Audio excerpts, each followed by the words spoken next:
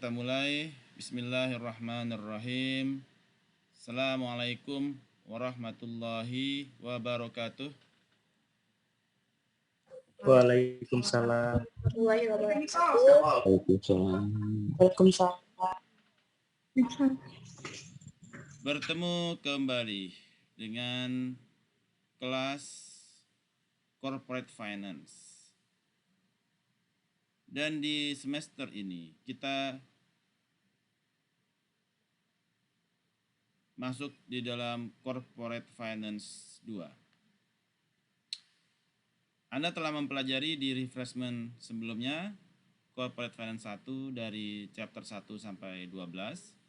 Dan di Corporate Finance 2 ini kita akan mulai dari chapter 13.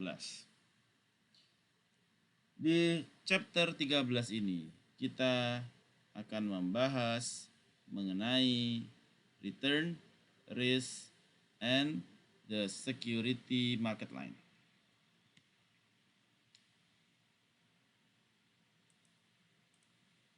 Di dalam perkuliahan malam ini, key konsep dan skill serta kompetensi yang harus Anda miliki di akhir sesi ini adalah Anda memahami how to calculate the expected return. Yang kedua, Anda memahami dampak dari diversification. Kemudian Anda memahami mengenai systematic risk principle. Kemudian Anda memahami mengenai security market line.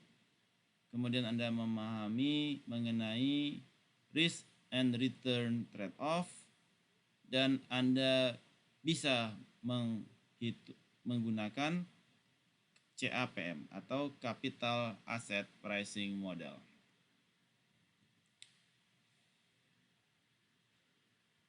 Oke. Di dalam session pertama, yaitu terkait dengan expected return dan variance.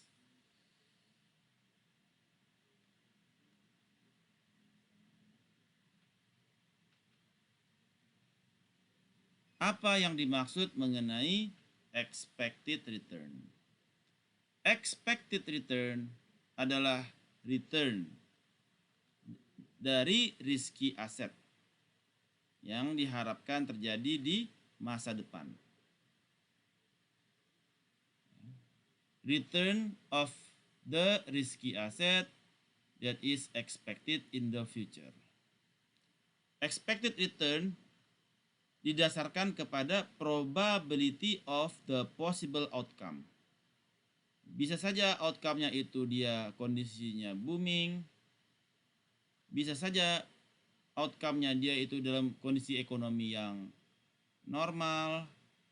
Atau bisa juga dia dalam kondisi resesi.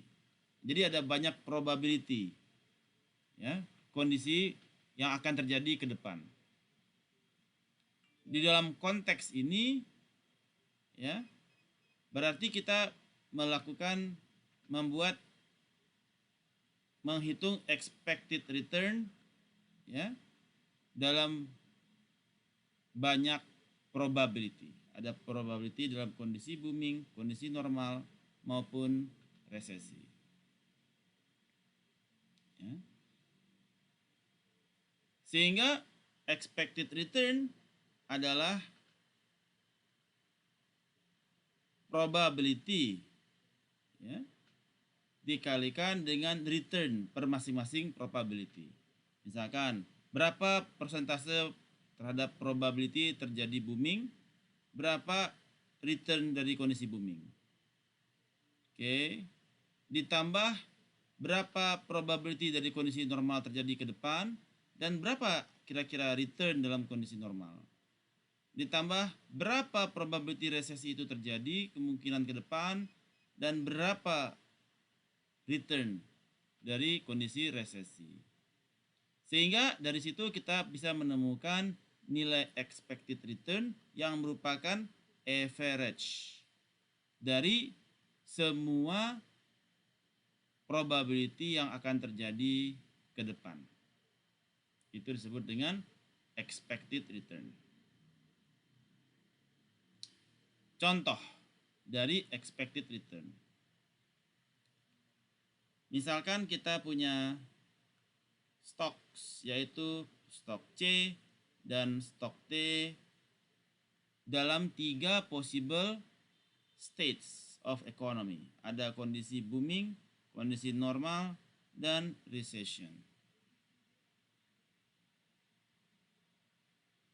Dalam kondisi booming, dia 30% terjadi. Di tahun 2000, kita prediksi nih sekarang, tahun 2023. Tahun 2023 diperkirakan bahwasanya booming 30%, normal 50%, dan resesi 20%. Karena kalau booming 0,3 dan normal 0,5 berarti resesi udah pasti 20%. 1 dikurangi 0,8.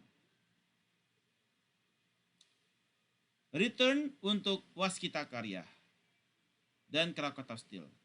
Untuk Waskita Karya, kalau kondisi booming, returnnya sekitar 15%. Krakatau, booming 25%. Untuk kondisi normal, Waskita Karya 10%, Krakatau 20%. Dan kondisi resesi, Waskita Karya 2% dan Krakatau 1%. Berapakah expected return dari Waskita Karya? Expected return dari Waskita Karya adalah probability terjadinya booming dikalikan dengan return dalam kondisi booming ditambah probability-nya normal dikalikan return dalam kondisi normal ditambah probability-nya resesi dikalikan return dari kondisi resesi, yaitu 9,9%. Begitu juga dengan expected return dari Krakatau Steel. Booming 0,3 dikalikan return-nya tambah probability dari kondisi normal dikalikan return-nya ditambah probability dari resesi dikalikan return-nya, maka kita akan dapatkan return dari Krakatau Steel.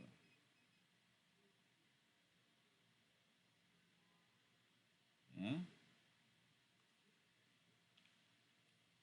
Kemudian bila risk free rate adalah 4,15%, apa yang dimaksud dengan risk free? Ada yang bisa jawab? Apa yang dimaksud dengan risk free? Siapa yang bisa jawab? Kalau ada yang bisa jawab, saya kasih tambahan bonus poin 10 poin untuk nilai post testnya nanti.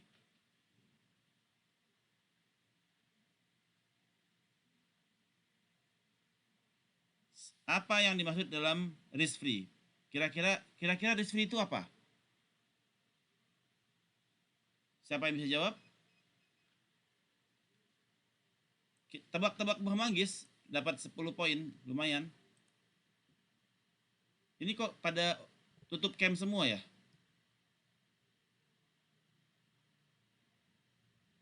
Oke, siapa yang bisa jawab? Kenapa risk free itu apa padanannya risk free di market? Tidak ada yang bisa jawab? Oke. Bunga Ya, silakan Francisca. Apa? Risk free itu? bunga Nggak jelas Francisca, ulang lagi. Masih mute. Apa Francisca? Masih mute. Oh Pak, yang jawab. Ya, apa jawabannya? itu bunga bukan sih Pak? Bunga yang ditawarkan tapi tidak memiliki resiko Pak. Iya betul. Yaitu apa? Oh, oke. Baik, risk free itu adalah government bonds atau surat utang negara. Ya. Jadi kalau pemerintah Indonesia mengeluarkan government bonds atau surat utang negara, itu disebut dengan risk free, tanpa resiko, pasti bayar. Karena kalau surat utang negara pemerintah nggak sanggup bayar, berarti pemerintah Indonesia bangkrut. Nah, itu disebut dengan risk free. Jadi risk free-nya adalah 4,15%. Misalkan, jika risk free rate kita adalah 4,15%, maka berapakah risk premium? Ya. Jadi kalau return dari waskita karya adalah 9,9% dan risk free-nya 4,15%, maka risk premiumnya adalah 9,9 dikurangin dengan 4,15 sama dengan 5,75. Untuk Krakatau, risk premiumnya adalah return dari Krakatau, expected return Krakatau dikurangi risk free sama dengan 13,55. Ini yang disebut dengan risk premium atau premium risk. Sampai di sini. Samats Aihe?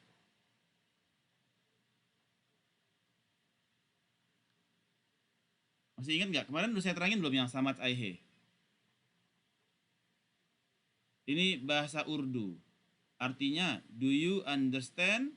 Kalau Anda mengerti, jawabannya Aihe. Kalau Anda tidak mengerti, jawabannya Nehi Samats Aihe. Samats Aihe?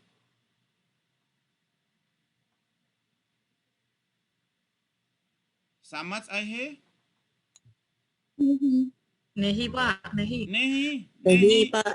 Nehi artinya Anda nggak ngerti. Nehi itu emang belum ngerti. di mana tidak mengertinya, Devinda?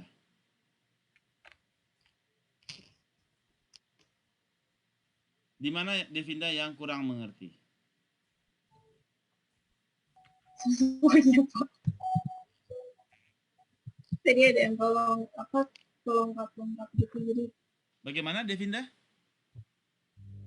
menurut saya terlalu cepat. Jadi kurang mengerti. Ini baru slide pertama. Ini baru slide pertama, Devinda. Belum ada yang terlalu cepat. Kalau terlalu cepat itu berarti kita udah sampai slide ke-10 nih sekarang. Ini baru slide pertama untuk expected return. Di mana yang kurang mengertinya?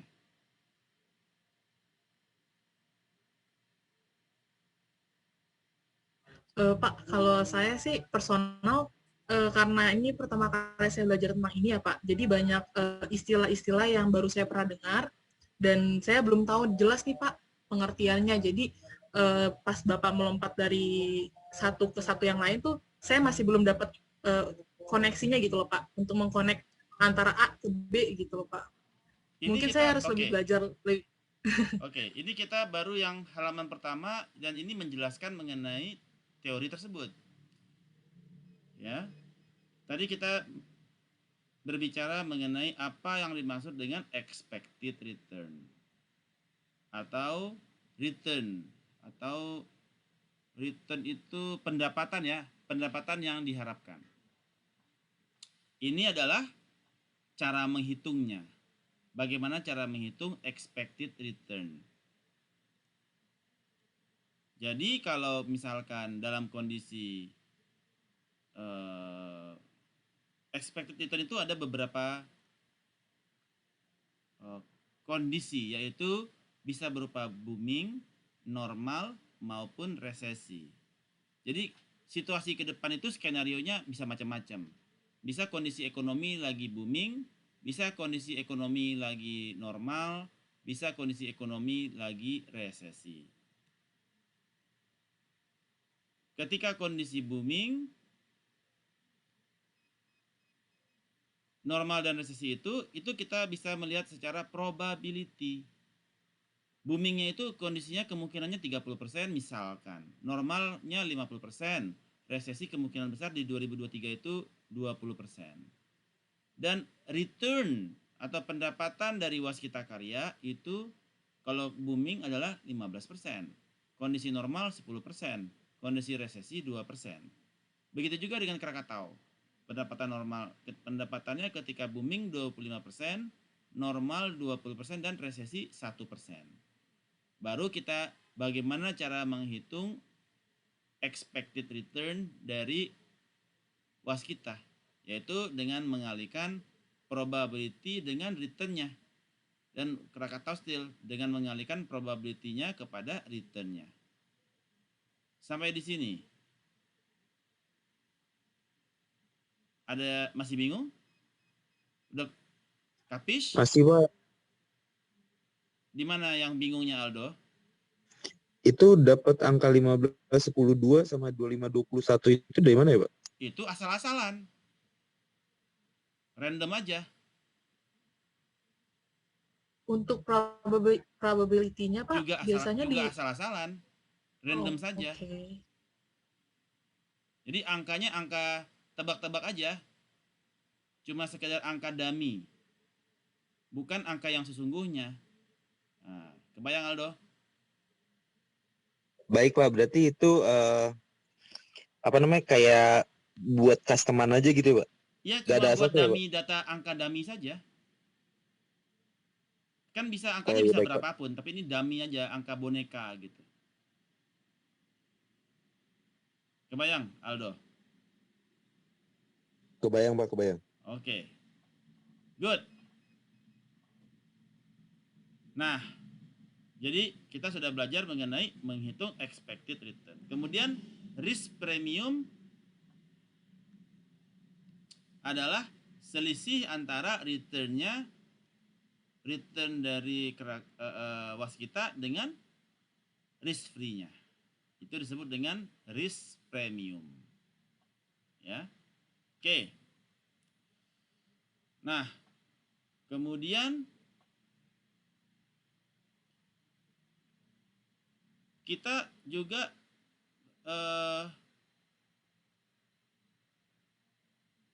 ada yang disebut dengan variance, ya. Ada yang disebut dengan variance dan standard deviation dari return. Apa yang dimaksud dengan standard deviation? Jadi misalkan Anda returnnya ini adalah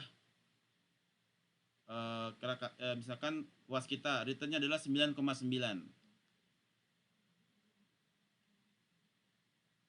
Ya. 9,9% returnnya. Kalau standard deviation-nya adalah 2%, maka range dari return waskita karya berapa? Ada yang bisa jawab nggak? Kalau standard deviation-nya adalah 2%, sementara expected return waskita karya adalah 9,9%, maka range dari expected return-nya waskita karya dari berapa sampai berapa?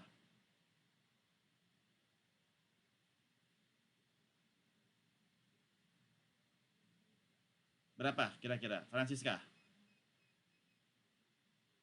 Bentar, Pak. Saya sebentar ya, Pak. Saya sambil cari di Google juga, Pak. Siapa tahu ketemu. Oke. Jadi kalau expected return dari waskita karya adalah 9,9% dan standard deviation-nya 2%, berarti range dari expected return waskita karya adalah 7,9% sampai 11,9%. Ini kenapa semuanya pada tutup video ya? Banyak yang tutup video ya? Oke. Itu dapat 11 dari mana, Pak? Kira-kira dari mana? 9 gimana tuh Kak? Kalau 7,9 dapatnya 9,9 tambah 2% ya, Pak? Iya, betul. Oh iya betul. Sama Jadi 9,9 dikurang 2%. ya, 9,9 kurang 2, 9,9 tambah 2. Ini adalah standar deviasinya 2%. Berarti range-nya antara 7,9 sampai 11,9. Jadi itu yang diinginkan. Untuk mendapatkan standar deviasi ini, standar deviasi adalah akar dari varians. Varians kuadrat. Ya. Akar dari varians. Varians ini rumusnya adalah akar dari theta kuadrat. Jadi theta kuadrat ini disebut dengan varians. Dan berarti standar deviasi sama dengan akar dari theta kuadrat. Atau ini adalah varians.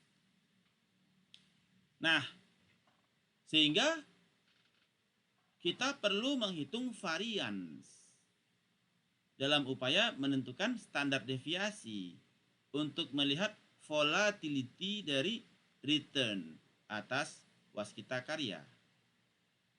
Ya. Bagaimana caranya? Nah, jadi tadi kita gunakan contoh yang sebelumnya menggunakan data waskita karya dan Krakatau Steel. Ada kondisi booming, normal, dan resesi. Ini waskita karya dan Krakatau Steel. Ini probability dan return-nya. Percentage. Ya. Varians dari waskita karya adalah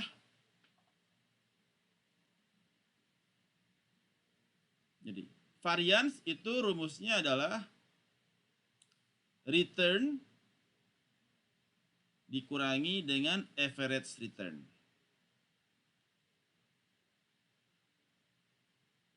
Pangkat 2. Ya, sini. Sini. Return dikurangi dengan expected return pangkat 2. Apabila ada kondisinya dalam kondisi probability kepada masing-masing kondisi booming, maka adalah probability dikali return dikurangi expected return pangkat 2. Jadi, berapakah return waskita? 15%. Dikurangi rata-ratanya dia secara average return adalah 0,099 atau 9,9%. Maka varians dari waskita karya adalah 0,3. Kemungkinan yang booming adalah 30%. Dikalikan return waskita karya dikurangi expected return dibagi dengan expected return-nya dia, bukan average return ya, dibagi dengan expected return-nya dia. Kalau average return itu ininya aja secara rata-rata ya, tetapi dari expected return-nya dia dalam kondisi probability-nya yang sebelumnya 0,3 dikali ini 0,3 ini dan 0,5 kali ini 0,2 dikali ini, nah, itu didapatkan yang sebelumnya adalah 9,9%. Maka 0,3 dikalikan 0, dalam kurung 15% dikurangi expected return-nya dia pangkat 2 ditambah probability yang normal 50% dikalikan return di normal 10% dikurangi expected return-nya dia pangkat 2 ditambah probability dari kondisi resesi dikalikan return-nya dia dikurangin expected return-nya pangkat 2 sama dengan 20,29 sehingga didapatkan standar deviasi adalah akar dari 20,29 sama dengan standar deviasi sama dengan 4,5%. Jadi kita dapatkan standar deviasi 4,5%. Berarti berapakah volatility-nya? 9,9%. Volatility-nya adalah 4,5, berarti 5,1 4,5 berarti 5,4% sampai dengan 14,4%.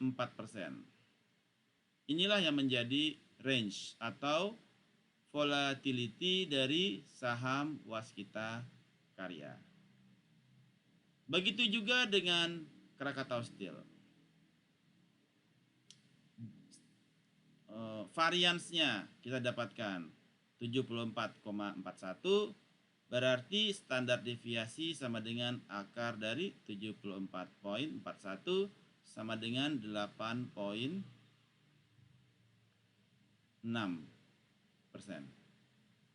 Ya. Berarti sebelumnya tadi dia 17%, 17,7%. Volatility-nya adalah kurangi 8,6 berarti 9,1% sampai dengan 6,3. 24,3%. Ya. 17,7 dikurangin 8,6% dan 17,7 ditambah 8,6%. Ini yang dengan standar deviasinya kan? Sehingga Bukan 26 ya, Pak? apanya? Kenapa? Bukan 26,3 ya, Pak? 17 tambah 8 berapa? 25. Oh iya, 26,3 ya, sorry. 26,3. Jadi inilah yang menjadi volatility. Kita mengukur volatility of return dari masing-masing saham, yaitu Waskita Karya maupun Krakatau Steel, atau return ya dari saham perusahaan Waskita Karya dan Krakatau Steel. Sampai di sini, kalau pakai bahasa Jepangnya itu wakarimasu. Wakarimasu. Kalau Anda mengerti sedikit, jawabannya sukoshi wakarimasu. Kalau ngerti semua, zenbu wakarimasu. Kalau sama sekali nggak ngerti, zenzen wakarimasen. Semuanya wakarimasu ka?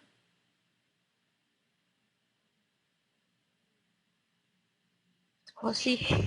Ria sangnya sukoshi wakarimasu. Siapa yang zenbu wakarimasu? Ada yang zenbu nggak?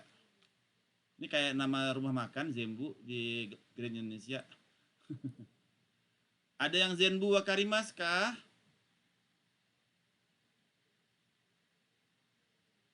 Tidak ada yang zenbu.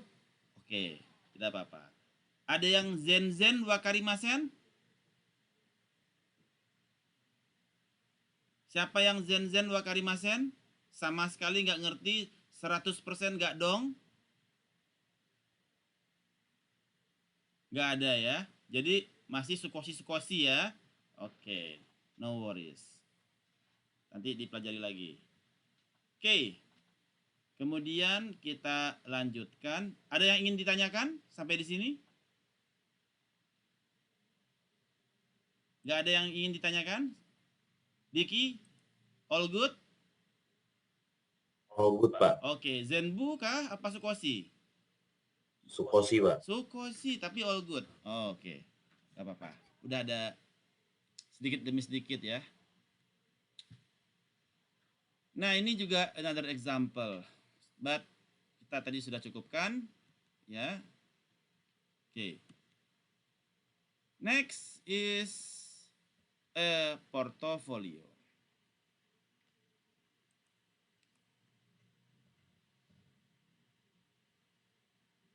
Nah, a portfolio adalah a collection of assets, such as stocks and bonds. Stok itu saham, bonds itu surat utang atau obligasi. Ada yang government bonds, surat utang negara untuk menutupi defisit anggaran sebesar 1 triliun 1000 triliun. 1000 triliun selama 2 tahun terakhir ini kan. Nah, itu disebut dengan government bonds, surat utang negara di mana bunganya adalah risk free rate. Ya. Kemudian a portfolio adalah collection of asset. Jadi kita punya aset apa aja nih? Ada Waskita Karya, ada Krakatau Steel, ada BBNI misalkan, dan sebagainya. An asset risk and return adalah sangat penting di dalam bagaimana mereka mempengaruhi kepada risk and return dari portofolio. Jadi risk and return-nya Waskita Karya sangat berpengaruh kepada risk and return dari semua portofolio.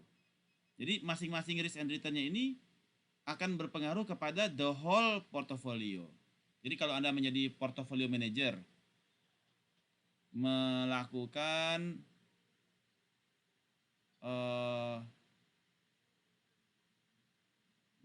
memanage kepada portofolio dari nasabah Anda misalkan. Nah, risk and return per masing-masing saham itu berpengaruh kepada risk and return dari keseluruhan portofolio.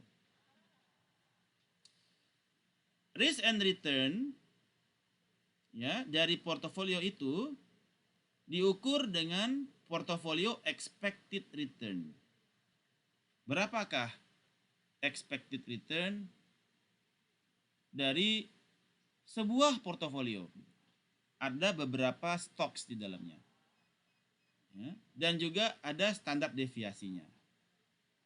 Jadi seperti digabungkan portofolio itu menjadi satu. Portfolio weight is the percentage of portfolio total value yang diinvestasikan di dalam particular aset. Jadi misalkan Waskita itu adalah portofolionya misalkan 20%, Krakatau Steel berapa persen, BBNI berapa persen, ya. Nah, portofolio weight itu merupakan persentase dari total portofolio. Contoh, kita ada uang $15.000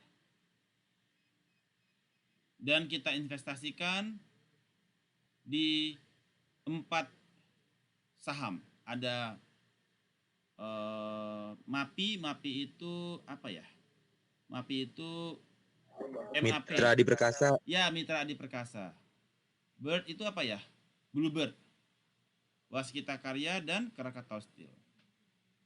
Kita investasikan $2.000 di Mitra Adi Perkasa, $3.000 di Bluebird, $4.000 di Waskita, dan $6.000 di Krakatau. Maka portofolio weight kita adalah 2/15 sama dengan 13,3%. Di Bluebird 20%.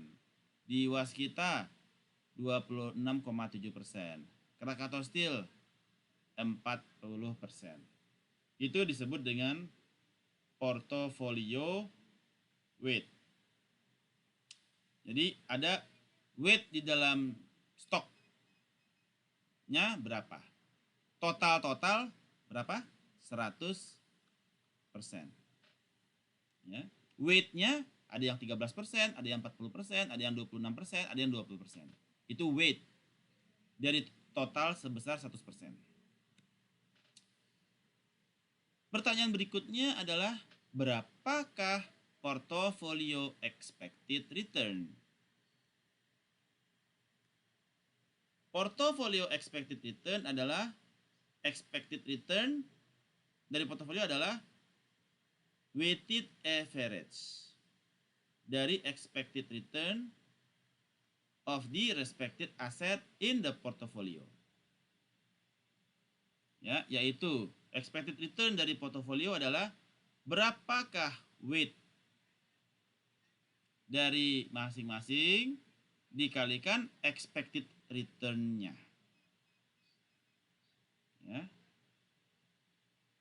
Berapakah weight atau portfolio weight dari masing-masing saham dikalikan expected return dari saham tersebut. On top of, di atas kondisi booming, normal, maupun recession. Ya. Contoh.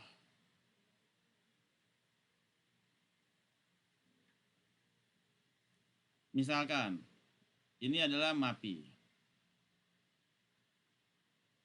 Dia, ini portofolionya ya, total 100% kan. Masing-masing mempunyai expected return Waskita Karya, Bird, ini sudah ada nih expected return-nya. Cara menghitung expected return-nya seperti yang tadi lagi. Yang ini, kalau MAPI dalam kondisi booming, kemudian normal, kemudian resesi, ya ini berapa persen? Kemudian return-nya dia, kalau dalam booming berapa persen? Si Bird, ya. Maka expected return dari si MAPI adalah nilai persentase dari booming dikali return ditambah normal dikali return ditambah resesi dikali return, total dapat 19,69%. Ya, begitu juga dengan Bluebird, Waskita Karya, dan Krakatau Steel. Pertanyaannya adalah berapakah expected portofolio gabungan dari keempat saham ini? Maka expected return portofolio adalah 13% dikalikan 19,6 ditambah 2%, 20% dikalikan 5,25 ditambah 26% dikalikan 16,65 ditambah 40% dikalikan 18,24 sama dengan 15,41. Jadi kita mendapatkan expected return dari portofolio yang terdiri dari 4 stok. Sampai di sini. Wakarimaskah? Sukoshi, Zenbu, atau masih Zen Wakarimasen?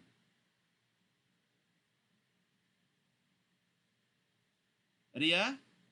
Sukoshi, Pak. Sukoshi, good. Tapi saya di 1969-nya enggak dapat dari mana? 1969 dari yang tadi yang kita lakukan model yang sebelumnya. Yang tadi kita menghitung ini dalam kondisi booming. Ya. Oh. Kebayang? Expected return dari Krakatau Steel, Waskita.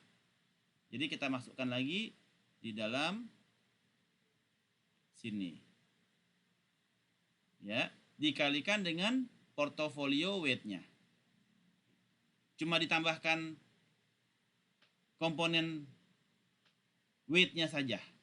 Dikalikan weight-nya di dalam portofolio. Kebayang, Ria?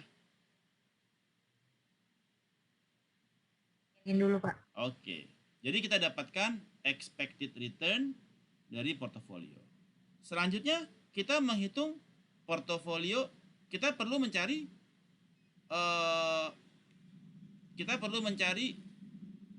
berapa standar deviasi. Nah, kita perlu mencari lagi standar deviasi secara portofolio. Kita perlu sama dengan dia adalah akar dari varians. Nah, kita perlu menghitung lagi varians dari portofolio. Nah,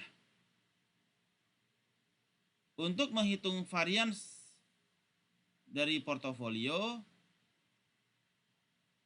ya, itu seperti yang tadi lagi, kita menggunakan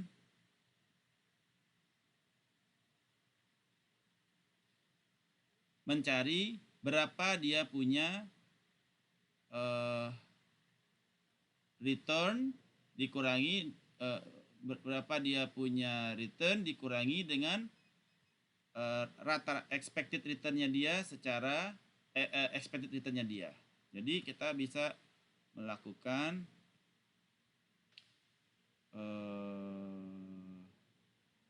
nah, expected return-nya adalah ini 15,41. Maka ya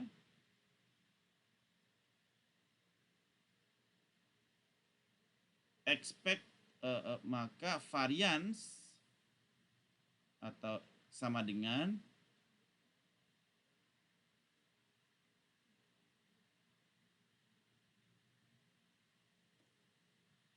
sebentar, saya lihat dulu yang nyontek sedikit. 0,3 dikalikan 15 dikurangi dengan expected return. Oke. Adalah 0,133 dikalikan dia punya expected return-nya dia adalah 0,19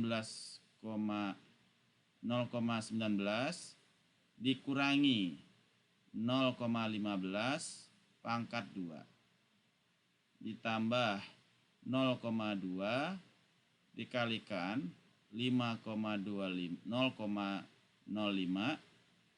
dikurangi 0,15 pangkat 2 ditambah 0,2 dikalikan 0,16 dikurangi 0,15 pangkat 1 pangkat 2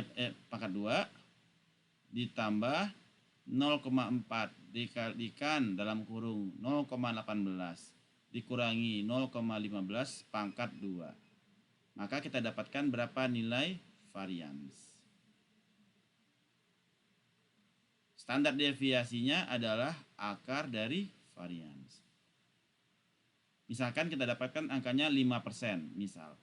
Berarti volatility dari portofolio adalah 15,41%. Range-nya adalah 10,41% sampai dengan 20,41%. Ini yang menjadi volatility dari portofolio. Sampai di sini. Wakarimaskah? Wakarimaskah? Nida, wakarimas? Nida? Wakarimaskah Nida? Bapak, Ya. maaf mau nanya. Itu yang 0,19 itu 0,133 dikali 0,19 itu yang mana ya Pak ya? Dari mana? Oh, ini kan return dari si MAP. Yang ditanyakan apa? Dari mana asal angka ini? Yang Nida mau tanyakan apanya? Iya Pak, asal angka itu yang dari perhitungan sebelumnya bukan ya Pak? Iya, dari sini. Ini angkanya ini angka dari langit Nida.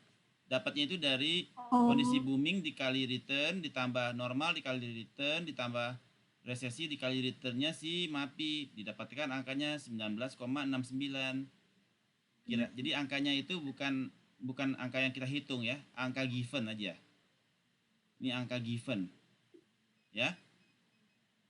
Untuk menghitung standar deviasinya sudah tahu tadi ya caranya ya, sama juga kan? Tapi ditambah yang ini kan sudah dalam kondisi booming, normal dan resesi, kita tambahkan kondisi yaitu portfolio weight. Jadi yang kita gunakan adalah portfolio weight dikalikan expected return dikurangi expected return portfolio pangkat 2. Ditambah portfolio weight dari Bluebird dikali expected return dari Bluebird dikurangi expected return portfolio pangkat 2. Ditambah portfolio weight-nya Waskita dikali expected return-nya Waskita dikurangin expected return-nya portfolio pangkat 2. Ditambah weight-nya si Krakatau Steel dikali expected return-nya Krakatau Steel dikurangin expected return-nya portfolio pangkat 2. Dapatlah angka XXX. Di mana setelah kita akar, kita dapatkan standar deviasi yaitu anggap angkanya 5%. Dari itu maka kita Berarti yang ketahui 15, volatility dari portofolio 4 saham ini adalah dari range-nya dari kisaran 10,41% sampai dengan 20,41%. Kebayang Nida? iya Pak, sudah kebayang. Berarti yang 15,41% itu dikurangi 5% sama ditambah 5% ya Pak? Iya. Oke, Baik Pak. good. Kita lanjutkan. Nah, ini juga sama, kurang lebih sama ya. Ini untuk kondisi COVID dan non COVID. Nah, modifikasi ya, improvisasi dalam kondisi COVID dan kondisi non COVID. Oke. Nah. Berikut kita masuk ke dalam expected versus unexpected return. Oke, sebentar.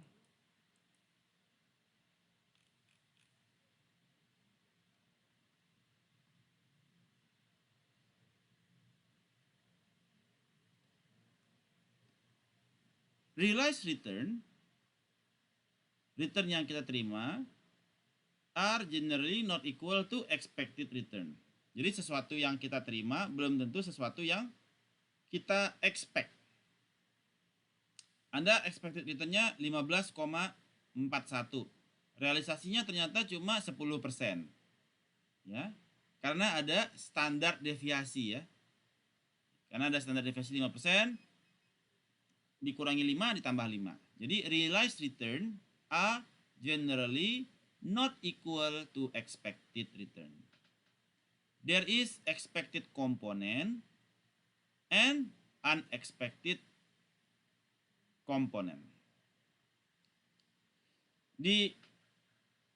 At any point in time, the unexpected return can be positive or negative. Ada unexpected return. Bisa saja positif, dari standar deviasinya dia positif, bisa saja dari standar deviasinya dia negatif, minus 5 atau plus 5. Over time, the average, secara average, dari unexpected return adalah 0, yaitu 15,41. Ya, yang tadi ya, 15,41 kan dia expected return-nya dia. Tapi kan dia bisa saja negatif 5, sebagai negatif 5 dari standar deviasi jadinya menjadi 10,41 atau plus 5 sebesar 20,41. Ya. Ada unexpected return yang bisa positif maupun negatif. Tetapi over time average-nya untuk unexpected return-nya adalah 0.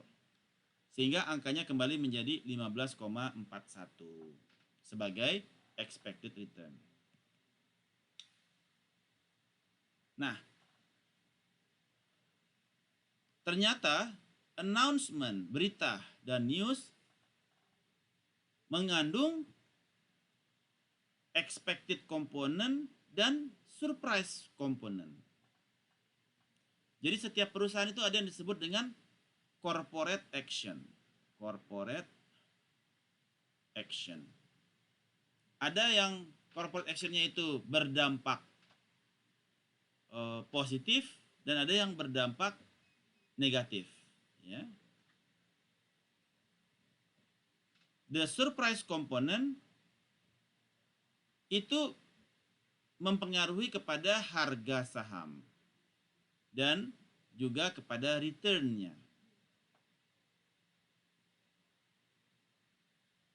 Sehingga it is obvious ketika kita melihat harga saham itu naik dan turun. Ya, ketika ada unexpected announcement yang dilakukan sehingga terjadi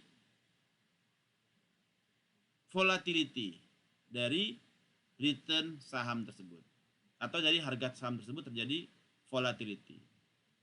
Ya. Jadi ada announcement terhadap corporate action. Misalkan saham Bank Bisnis Internasional tiba-tiba dapat berita dia diakuisisi oleh Kredivo. Nah, itu berpengaruh kepada harga saham, berpengaruh kepada harga dan berpengaruh kepada harga saham dan tentu saja juga berdampak kepada return dari perusahaan. Ya. Atau misalkan Bank Mandiri memberikan informasi bahwasanya laporan keuangannya dia, net income-nya dia minus atau turun sekian persen. Itu berpengaruh kepada harga sahamnya dia dari kira-kira 4.800 turun ke 4.500. Karena pemegang saham kecewa dengan laporan keuangannya. Orang pada jual sehingga harga sahamnya turun. Berpengaruh kepada stock price dan therefore juga berpengaruh kepada return. Ketika saham turun, return-nya negatif kan? Misalkan sekarang sahamnya 4.800, turun 4.500. Berapakah return-nya? 48 dikurangi 45 dikurangin 48 berarti turun 300 dibagi 4.800. Jadi dia minus sekitar 0,5% misalkan. Jadi return sahamnya dia, penurunan harga saham berdampak kepada penurunan return dari saham tersebut kalau secara month on month. Nah, ini berpengaruh kepada return. Jadi kalau kita bicara di sini, return dari begitu adanya news itu juga bisa berpengaruh kepada penurunan harga saham dan berpengaruh kepada return dari saham tersebut. Efficient market, ya, merupakan market yang pasar yang efisien merupakan hasil dari unexpected announcement. Jadi adanya unexpected announcement berkontribusi kepada market efisien atau pasar yang efisien. The easier is to trade on surprise. Jadi kalau ada announcement yang sifatnya surprise, itu makin senang tuh para stock broker itu bermain karena dia berharap terjadinya volatility di dalam market. Jadi kalau kita lihat harga saham nih ya, saham naik turun begini kan? Ini kan harga saham nih, naik turun. Ini adalah the volatility. Ya, yang diakibatkan adanya unexpected announcement. Ya. Efficient market mengakibatkan terjadinya random price changes. Karena kita tidak bisa memprediksi kepada surprise. Ya. Sehingga sahamnya dia volatile banget. Nah, orang semakin volatile makin happy dia biasanya kalau pemain saham. Karena room untuk bermain buy low sell high-nya makin luas. Dia bisa buy di sini buy low sell high, buy low sell high, buy low sell high. Makin tinggi volatility dia makin happy. Jadi dia di dalam menentukan saham mana yang dia pilih, dia memilih berdasarkan standar deviasi. Mana saham-saham yang memiliki standar deviasi yang paling tinggi, itu yang dia prefer. Standar deviasinya yang misalkan di atas 10%. Jadi roomnya panjang gitu ya. Misalkan returnnya 13% dia. Tapi karena standar deviasinya 10, 3 sampai 23. 23%. Jadi betul-betul volatile. Nah, pemilihan saham juga dipengaruhi oleh standar deviasi. Jangan memilih saham yang standar deviasinya cuma 0,3%. Nah, kecil kan? Gimana mau main ya? Standar deviasinya kecil, tidak menarik karena tidak roomnya kecil sekali. Tapi kalau standar deviasinya lebar, kita bermainnya lebih leluasa. Oke. Sampai di sini. Ada pertanyaan? Jadi kalau ada pertanyaan itu bahasa Jepangnya. Ada pertanyaan kah? Bahasa Jepang adalah mondai. Arimasu ka?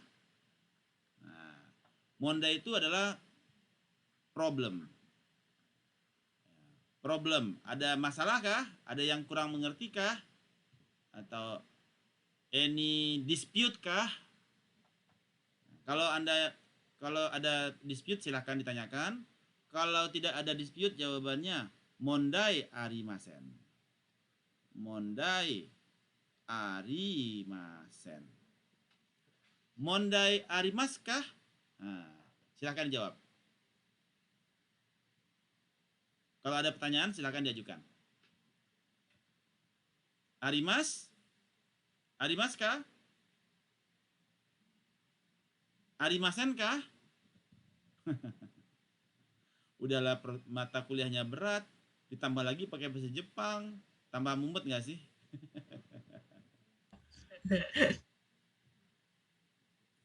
Ada pertanyaan? Ini kok udah pada tutup kamera ini, udah pada nyerah apa bagaimana ya? Any questions? Menghayati, Pak. Lagi menghayati. Oke, kita lanjutkan dulu ya. Berikut adalah systematic risk.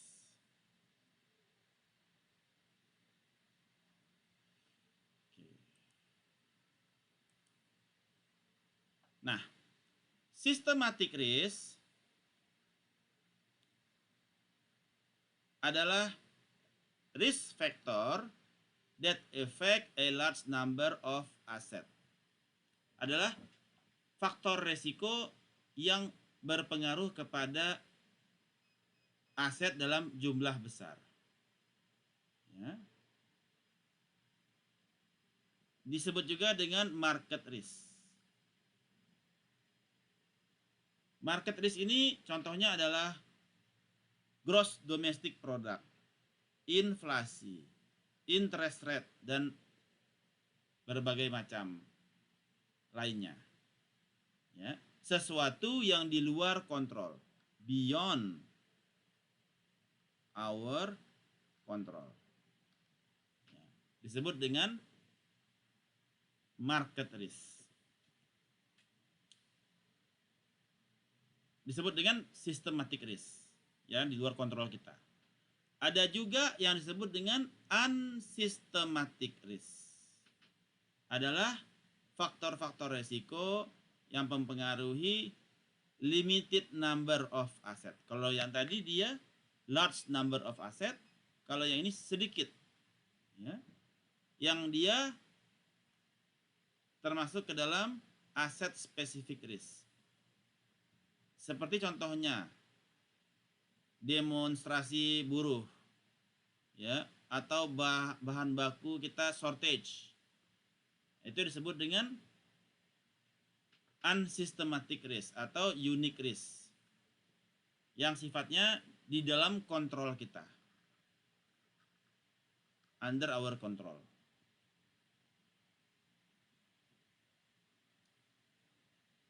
Return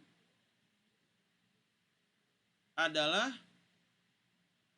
total return adalah expected return ditambah systematic risk dan unsystematic risk.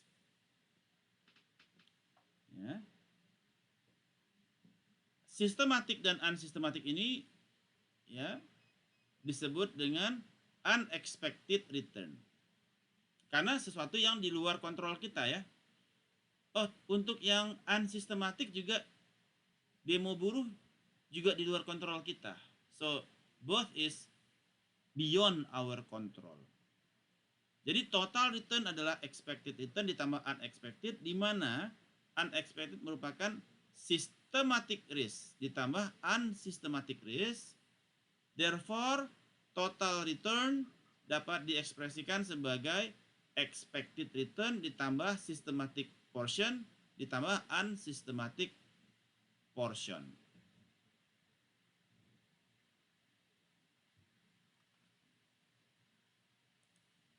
Selesaikan.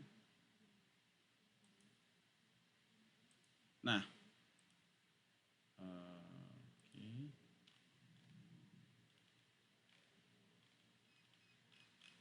Kita ambil contoh.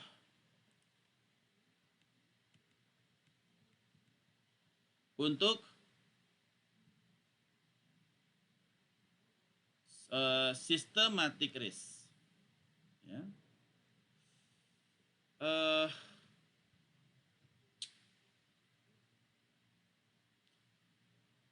Ini sebetulnya dia harusnya digabung di sini sedikit ya. Sebentar ya, saya bawa sistematik. Nah, ini nih. Ditambah dulu di sini ya.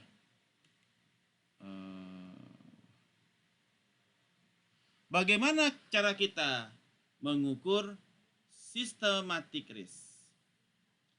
Systematic risk diukur dengan menggunakan beta koefisien. Ya. Beta koefisien adalah the amount of systematic risk yang hadir di dalam particular asset.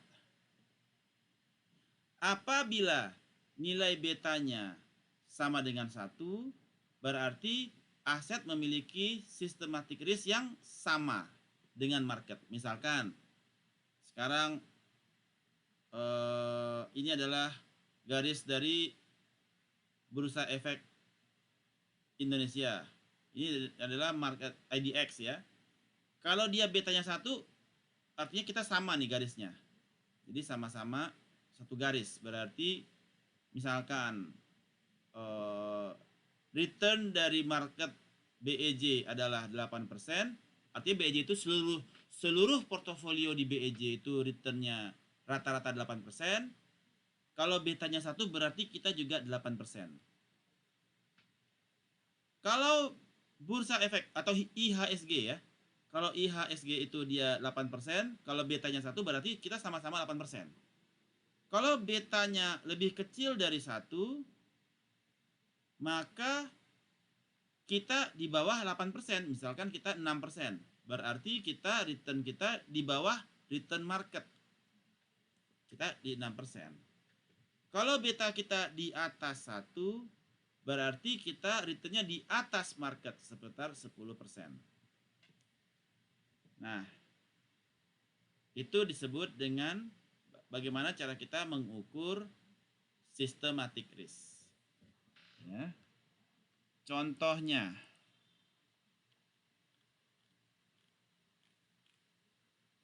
oke.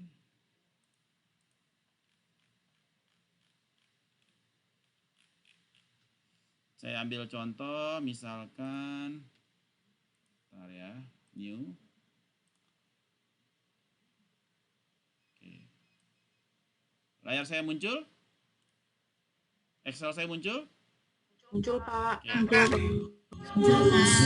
So, Sekarang misalkan kita sahamnya adalah saham Telkom. Berapa harga saham Telkom sekarang?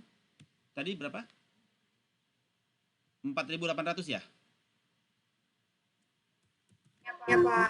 Kita run between, berapa kira-kira berapa standar deviasinya? Kita anggap standar deviasinya 10 ya. Atau standar deviasinya oke, sahamnya 4.800. Oke, returnnya Telkom. Misalkan return Telkom itu 10%. Return Telkom 10%, standar deviasi 3%. Berarti start run between 0.7 nggak bisa ya. 7% sampai dengan 13%. Kalau dia Telkom 10%, returnnya 10%, standar deviasi 3%, berarti run between 7 sampai 13%. Oke, kita ambil di sini. Ini misalkan bulan Januari, Februari. Oke. Kita tarik sini, bisa nggak gitu ya? Ya, bisa. Nah, ini dari tahun 2000 berapa, tahun berapa ya? Nah, ini kita tarik ke bawah. Kemudian IHSG. IHSG misalkan return rata-rata 8%, standar deviasinya 2%, berarti 6 dan 10. Run between 6 dan 10. Oke. Sekarang kita pakai 100, kita harus copy, kita harus bagi 100 kan, paste spesial, dia divide.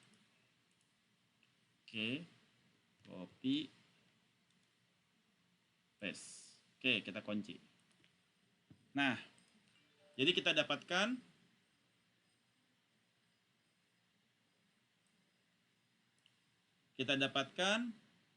return Telkom dari Januari 2020 sampai Desember Oktober 2022 misalkan gitu ya. Kita mau tahu betanya. Nah, untuk mengetahui beta maka kita menggunakan regresi, data analisis. Kemudian kita gunakan regression. Oke, kemudian Y-nya itu adalah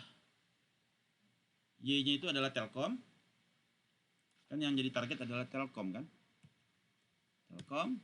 Kemudian X-nya adalah IHSG. Kita mau tahu berapa kali IHSG kan dia. Kalau dia 1 berarti sama dengan IHSG. Kalau dia di atas 1, dia artinya return-nya lebih tinggi daripada IHSG. Kalau di bawah 1 berarti return-nya lebih rendah dari IHSG. Oke.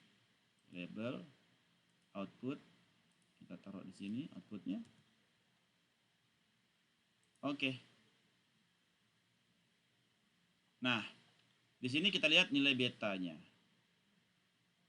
Nah, ternyata IHSG betanya adalah 0,2. Jadi Y sama dengan 0,071 ditambah 0,29 dikalikan dengan IHSG. Ya. Oke. Jadi ini disebut dengan beta. Beta sama dengan 0,29. 0,29 artinya dia lebih rendah daripada IHSG. Ya, ternyata Telkom lebih rendah dari IHSG. Tadi trend between-nya kan tadi antara berapa tadi ya? 7 sampai 13 ya. Tetapi secara overall itu kan random ya. Secara overall ternyata betanya si Telkom adalah 0,29 daripada IHSG. Karena datanya kita nggak bisa ngatur ya. Ya, banyak yang lebih tinggi si IHSG kayak ini kayak 0,1, ini 0,07, 0,08 lebih tinggi, ya kan? Jadi kita udah nggak bisa ngatur nih kontrolnya di si run between ya. Ternyata betanya 0,29. Berarti Telkom returnnya lebih rendah daripada IHSG. Sampai di sini. Kebayang yang saya sampaikan? Izin Pak. Ya, silakan Firman. Pak, biasanya kan IHSG itu digerakkan oleh beberapa saham yang mayoritas itu Pak. Seperti saham-saham yang ada di LQ45 itu Pak. Betul. Nah, terus itu misalnya ada saham-saham LQ45 yang keluar dari bursa gitu Pak, itu apa mengaruhi keluarnya turunnya IHSG gitu Pak? Resti, suara karaoke-nya bocor. Masa kuliah sambil karaoke? Ya. Kalau kuliah cari tempat yang tenang. Jangan sambil karaoke. Ya, itu nggak bakal masuk, ikutan nyanyi malah.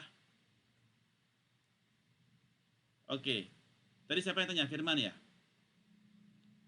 Siapa? Nah, kalau ada saham yang going private berarti ya.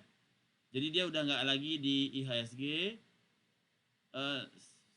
pasti dia akan mempengaruhi kepada return. Karena IHSG itu dia sifatnya the market. Ya, market yang dia adalah kondisi market. Oke. Di sini return dari market di sini IHSG-nya. Sehingga kini di sini kita bisa melihat Telkom dia di bawah IHSG. Menjawab tadi pertanyaan, apabila dari LQ 45 ada yang keluar, apakah mempengaruhi market? Ya pasti. Ya, pasti akan mempengaruhi. Pasti dia bakal terjadi volatile, akan mempengaruhi kepada volatility dari return dari IHSG tersebut. Menjawab Firman? Terus Pak, kalau misalnya yang kan biasa ada yang IPO ya Pak. Nah, misalnya yang dari IPO itu apa udah bisa gerakin market Pak ketika kita udah ada transaksinya? Setiap transaksi akan mempengaruhi market, Firman. Tidak ada stok yang tidak mempengaruhi market. Kecuali stoknya suspend ya. Semua stok ya akan mempengaruhi kepada return dari IHSG. Kan semua stok kan dia volatile. Pasti IHSG ngikutin volatility-nya semua kan? Izin Pak, kan biasa ada Pak yang biasa mau IPO tapi ternyata nggak memenuhi. Terus di akhirnya ketika udah ada transaksi masuk tapi ternyata nggak jadi gitu Pak. Itu kan gimana itu Pak? Nah, pasar udah gerak langsung turun lagi atau kondisi masih tetap stabil gitu Maksudnya Pak? ketika IPO harga sahamnya turun. Betul Pak. Ya mempengaruhi IHSG, tetap semua pergerakan saham mempengaruhi IHSG, semua saham mempengaruhi IHSG.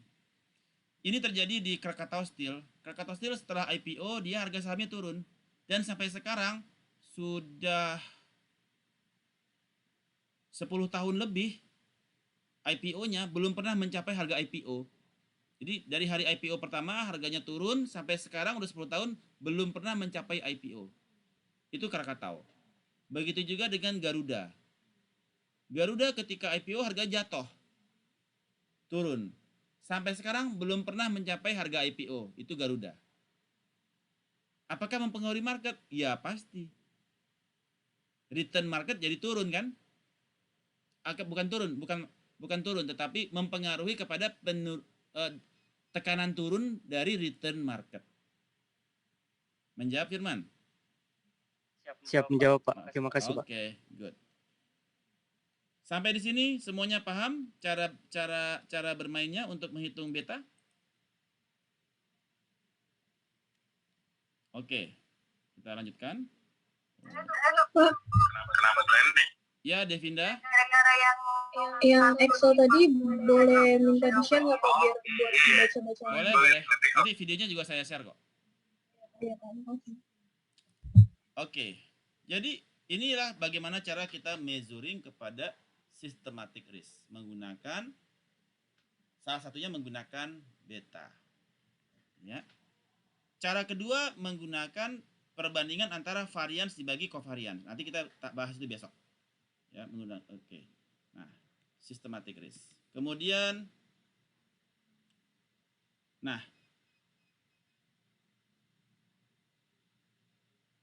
contoh lagi. Ketika Waskita Karya betanya 1,25. Krakatau Steel betanya 0,95. Mana security dengan more total risk, risiko yang lebih tinggi? Ya. Yaitu adalah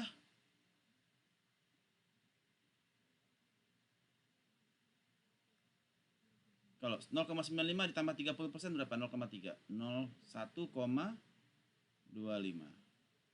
Waskita Karya Sorry.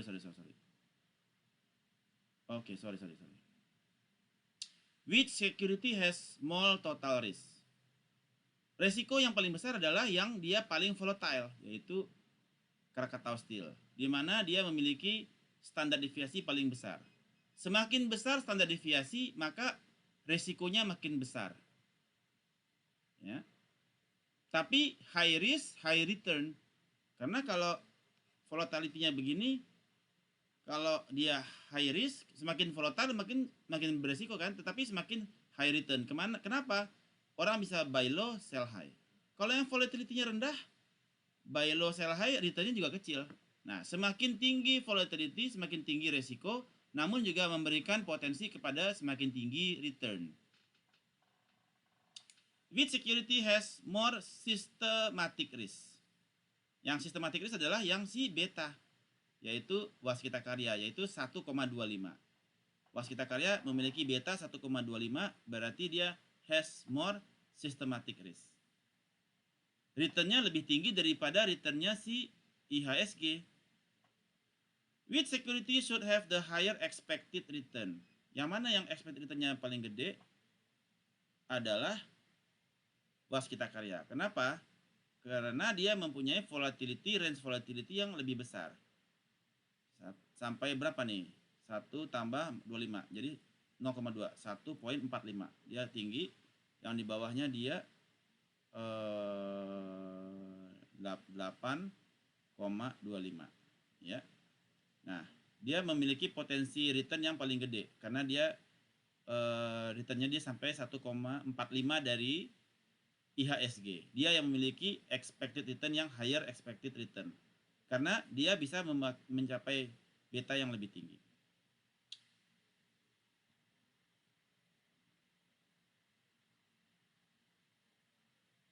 Oke. Kemudian, sampai di sini ada pertanyaan. Any questions? No questions? Wakarimasu ka? Oke, kita lanjutkan. Kemudian ini yang tadi ya, portofolio tadi ya, masih sama ya.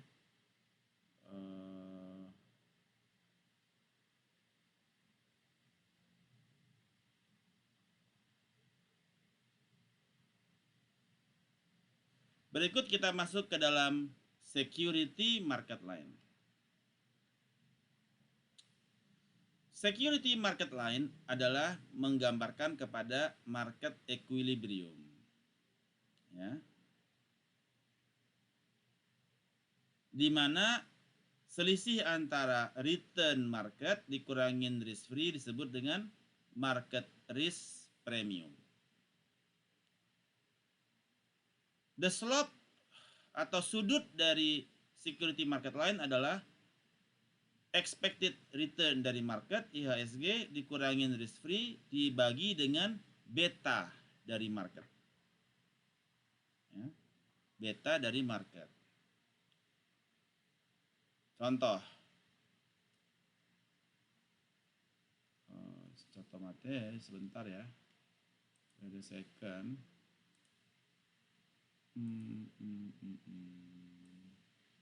Ada second.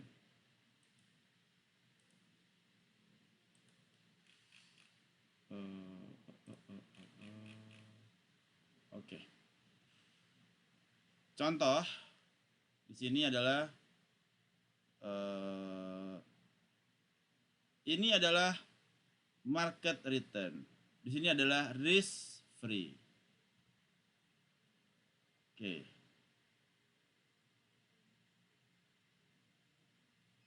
Sudut slope ini adalah expected return dari market dikurangin risk free dibagi dengan beta. Ya. Jadi kita dapatkan berapa derajatnya. Misalkan derajatnya adalah 0,3, maka dia berarti 30 derajat. Ya. Yaitu expected return dari market dikurangin dari risk free. Nah, misalkan risk free-nya kita 4%, 4,15% tadi ya surat utang negara ya. Kemudian expected return dari market itu misalkan 8%. Ya. Berarti slope atau the slope dari security market line adalah expected return dari market dikurangin risk free dibagi dengan beta. Betanya di sini ternyata adalah 1,0. Jadi 0,8%, 0,08 dikurangin 0,0415 dibagi dengan 1 sama dengan let's say dia 0,0385 atau 3,8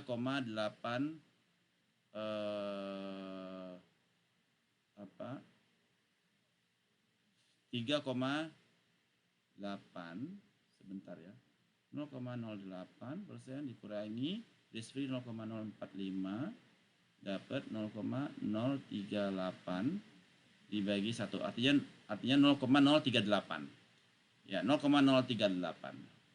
The slope of the security market line is equal kepada market price premium dikurangin dengan risk free dibagi dengan beta. The equation describing the security market line adalah expected return dari expected return dari sebuah saham J misalkan sama dengan risk free ditambah beta dikalikan dengan expected return dari market dikurangin risk free, yang disebut juga dengan capital asset pricing model atau CAPM. Ya. Misalkan ya, CAPM. CAPM ini adalah the capital asset pricing model define the relationship between risk and return. Di mana expected return dari saham A, misalkan saham Mandiri, adalah risk free dari surat utang negara ditambah beta dari Mandiri dikali expected return dari market dikurangin dari risk free. Ya. Izin Ya. Pak. Pak, untuk dari betanya itu nominalnya itu tetap diangkat tetap atau bisa berubah-ubah? Beta berubah-ubah, kan tergantung hasil dari ininya nanti. Beta di sini. Ya kan? Kebayang nggak? Kebayang nggak Firman? Oh iya Pak, siapa? Oke. Jadi misalkan return dari risk free kita 0,04 ditambah beta Mandiri misalkan 1,25. Jadi dia di atas market. Dikalikan market return-nya misalkan 10%. Dikurangi 0,01 dikurangi 0,04. Ya, sama dengan 0,04 ditambah 1,25 dikali 0,06. Ya kan? Nah, 1,25 dikali 0,06 anggaplah dia 0,08 ya. 0,04 ditambah 0,08 sama dengan 0,12, artinya sekitar 12%. Nah, berarti expected return dari saham Mandiri adalah 12%. Expected return, harapan kita bahwasanya return dari Mandiri adalah 12%. Kalau ternyata expected return dari Mandiri sama dengan 12%, hitungan kita. Ternyata harga sahamnya saat ini adalah return-nya dia saat ini adalah 15% dan 10%. Ya.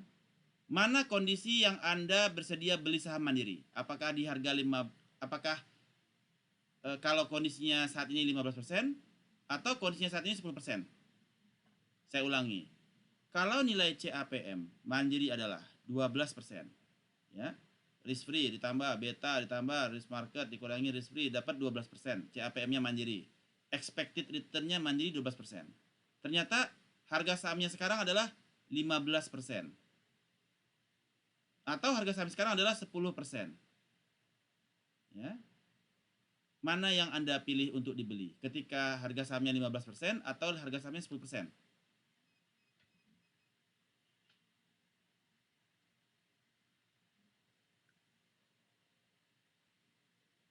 Mana yang Anda bakal pilih? Ketika dia over value, ketika CAPM-nya dia under value, atau ketika CAPM-nya over value? Kalau di 15 ini berarti dia under value. Kalau di 10 dia over value. Ini over value. Di sini dia under value. CAPM-nya dia under value. Di bawah return-nya dia saat ini. Atau ketika dia over value, CAPM-nya return-nya di atas return-nya saat ini. Anda take position buy yang di mana? 10%, Pak. Yang dia harga return-nya dia saat ini, harga return-nya CAPM-nya over value, begitukah?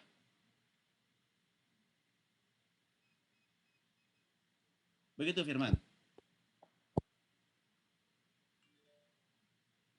Mana yang Anda pilih? Ketika CAPM-nya under value atau ketika CAPM-nya over value? Yang under value, Pak. Kenapa Firman?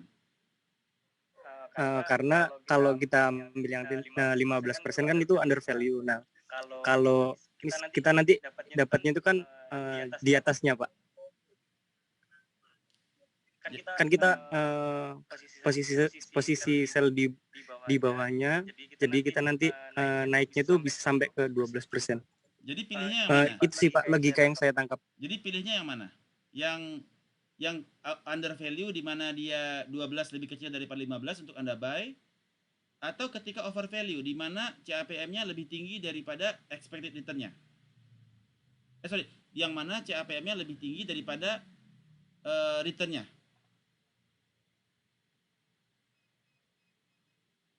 Anda pilih yang under value atau over value?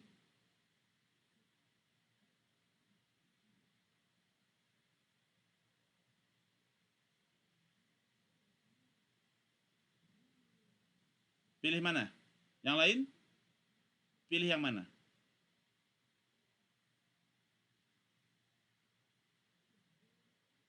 Expected return-nya 12. Sekarang harganya 15. Anda buy or sell?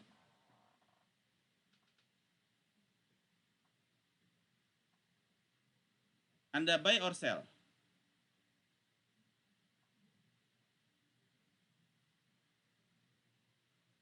CAPM itu kayak PBV ya, Pak? Ulang Aldo? CAPM itu kayak PBV ya, Pak? Bukan. CAPM itu adalah cost of capital. Cost of debt, cost of equity ya. Cost of equity. Jadi, kita itu kan punya financing. Sebuah perusahaan itu punya financing berdasarkan dia sahamnya kan. Jadi kalau orang butuh dana, kan dia IPO nih. Jual saham. Ya kan? Dia butuh pendanaan.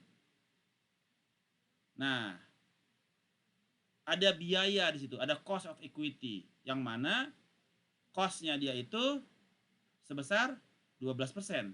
Cost of equity-nya dia itu sebesar 12%. Ya. Ada lagi yang pendanaan menggunakan cost of debt. Jadi kalau Anda pinjam uang ke bank, cost of debt-nya misalkan 12%, disebut cost of debt. Kalau di equity, Anda pendanaannya menggunakan equity, menggunakan cost of equity. Jadi kalau penggunaannya menggunakan return on saham menggunakan equity, ya, cost of equity-nya 12%, yaitu CAPM.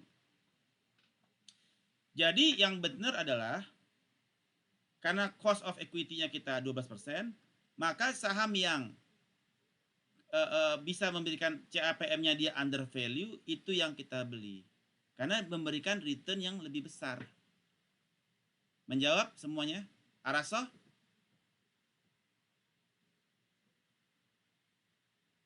Aldo? Firman? Paham, Pak, paham. Oke, good.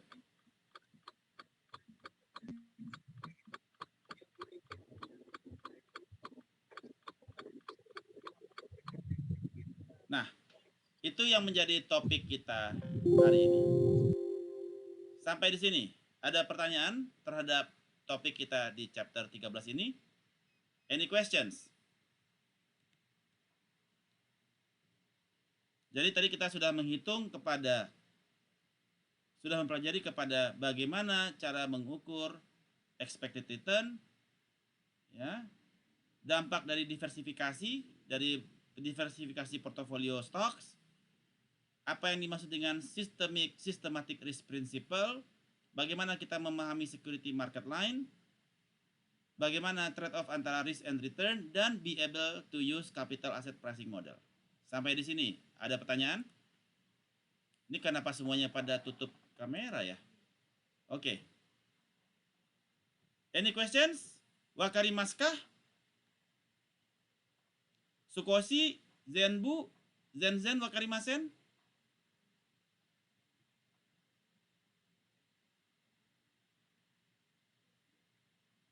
Sukoshi wakarimas? Zenbu wakarimas? Atau Zen wakarimasen? Mondai arimas? Nah, udahlah Mondai arimas, ada pertanyaan? Any questions? Tidak ada pertanyaan. Kayaknya makin pusing ya. No worries. Orang kuliah harus pusing. Kalau nggak pusing, namanya main Mobile Legend. Baik, kita lanjutkan ke dalam post test. Kalau tidak ada pertanyaan, kita lanjut ke dalam post.